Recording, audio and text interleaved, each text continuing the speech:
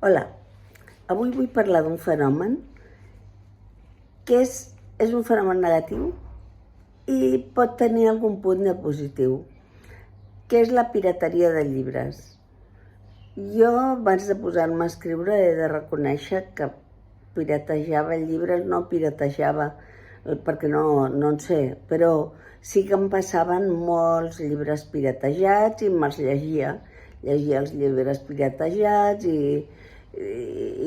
anava fent i he llegit un munt de llibres piratejats. Quan em vaig posar a escriure, les ganes de llegir llibres piratejats em van marxar, però de cop, o sigui, es va produir en mi una epifania, és a dir, era horrorós llegir llibres piratejats i des d'aleshores, ja fa molt de temps d'això, perquè he començat a escriure fa molt de temps, però només a intervals, però des d'aleshores els llibres piratejats no els vull ni veure perquè penso penso en l'escriptor, no? Vull dir, no podem robar això a l'escriptor.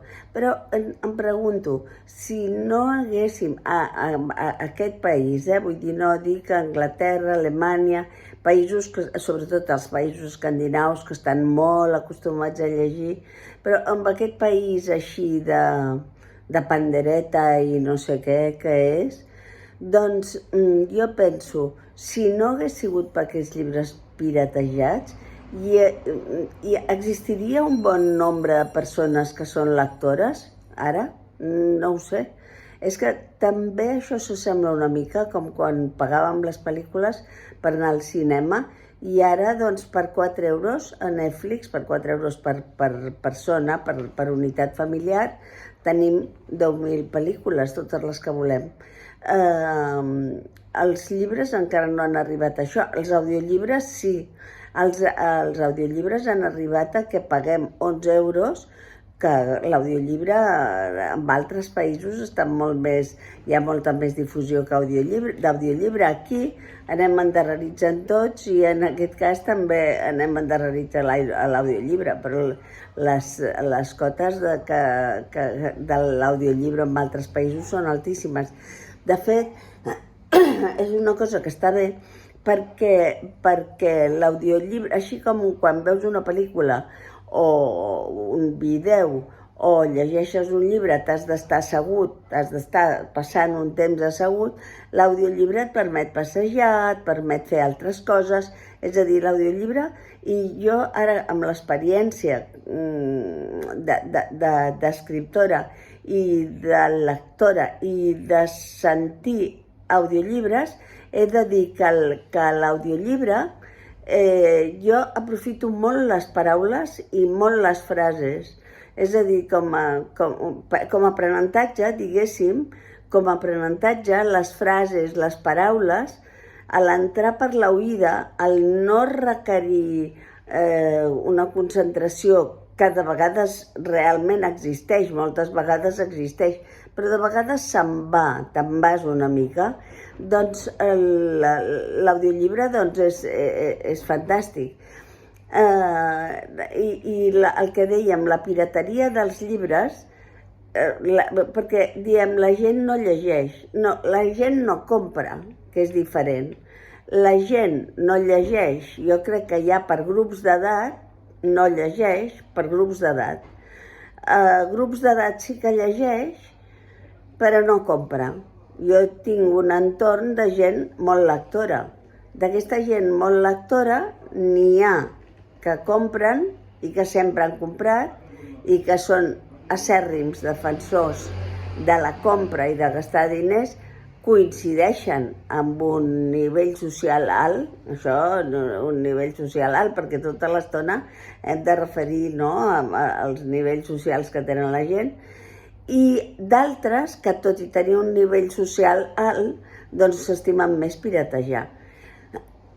Però, com que aquesta gent ve venim tots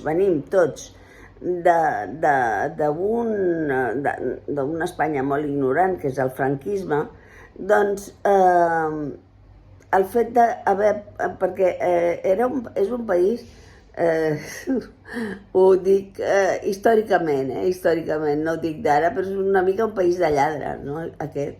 Que la gent, perquè la gent, com menys civilitzat és un país, més li agrada la cosa d'agafar coses a baix preu, o gangues, o de no pagar i tal.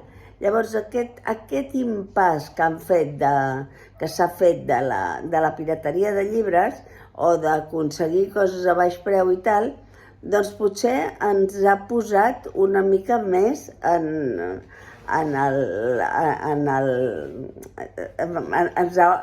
ha pujat una mica de nivell. El llibre és divertit perquè una persona, quan compra un llibre, se li dibuixa una expressió de dolor a la cara que és excessiva. O sigui, aquí en aquest país els llibres han de ser de franc. Tot el que és, o les pel·lícules, no? Les pel·lícules, el cinema, tot això ha de ser de franc. No concebim, Clar, quan nosaltres diem els editors doncs no tenen, els editors que la majoria d'editors, i aquí a Catalunya, doncs res, Edicions 62, que es va formar amb un esperit molt obert i tal. Grup Planeta, ara és Grup Planeta, ara tot és Grup Planeta, i vull dir, és el que dèiem ahir, que Grup Planeta i senyors feudals que estan doncs explotant a la gent i sobretot explotant els editors. Crec que ara el que caldria, faria falta en aquest país, seria una mica més de consciència. En primer lloc, aprendre a llegir el que t'agrada, no el que diuen que has de llegir, perquè hi ha molta gent molt hortera en el sentit intel·lectual, vull dir que llegeix perquè allò s'ha dit i queda bé i tal. I d'altra gent, doncs que, bueno, aquesta gent hi és, no? I aquests sí que compren llibres, però clar, també s'avorreixen bastant amb els llibres. I després la gent que es dedica a piratejar, doncs, com que és de franc, doncs si no volen acabar un llibre no l'acaben, perquè els tenen tots els llibres a les seves mans. Tenir tots els llibres a les seves mans vol dir que ni llibreries, ni editors, ni traductors, ni maquetadors, ni dissenyadors de portada, ni res, cap gent, cap persona, per descomptat no els escriptors, per descomptat no els de l'enciclopèdia, per descomptat no els que poden anar a mirar els arxius d'una cosa, no guanyen un duro, no guanyen zero. Sortosament, en altres països no hi ha. Demà parlaré d'una altra cosa que a mi em preocupa moltíssim, que és la manca de filtre que hi ha a les editorials i en general als premis, que la gent, els jurats, això va declarar el Juan Mercè, el Miguel Delibes, també el Jan Simpson, van declarar que els premis estan donats d'una manera completament, és a dir, a l'amiguete, i si no te'l donen. No te'l donen, clar, hi ha honroses excepcions sortosament, no? Perquè sempre l'excepció ha de confirmar la regla. Però pensem en això, que potser caldria ara una mica menys de dolor d'aquell lacerant de clavar l'agulla a l'hora de comprar un llibre. Que penseu que compreu com si fos una cervesa i una tapa, que no gasteu més que això, d'acord? I que el llibre us proporciona moltes més coses que les patates braves, vale? Doncs d'acord, adeu.